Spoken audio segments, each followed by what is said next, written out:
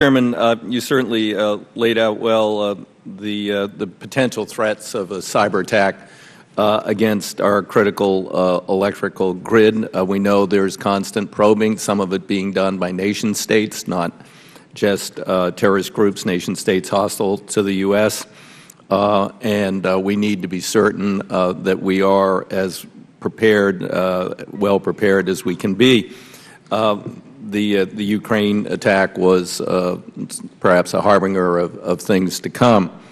I do believe, though, that the all hazards approach can also cover the cyber attack area.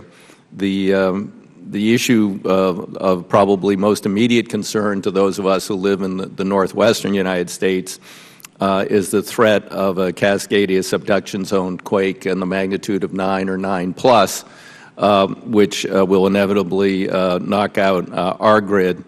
You know, there are going to be exercises conducted, 2 exercises this year with the cooperation Department of Homeland Security and all the local and state authorities in the region.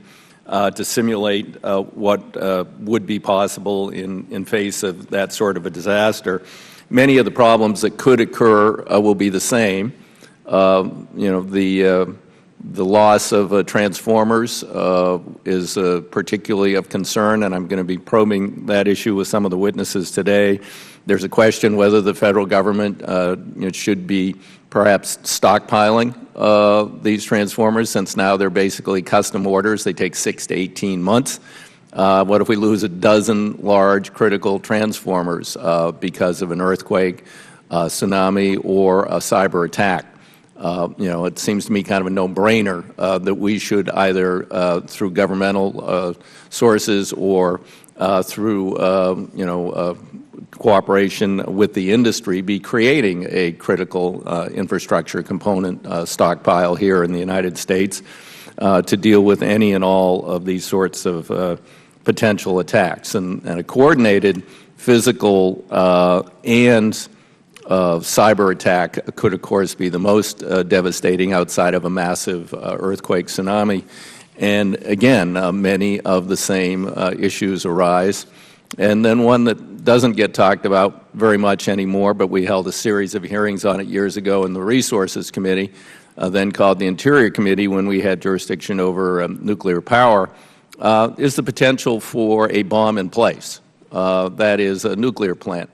If you destroy the backup system, take over the plant, destroy the backup system and the incoming power, you can create a meltdown.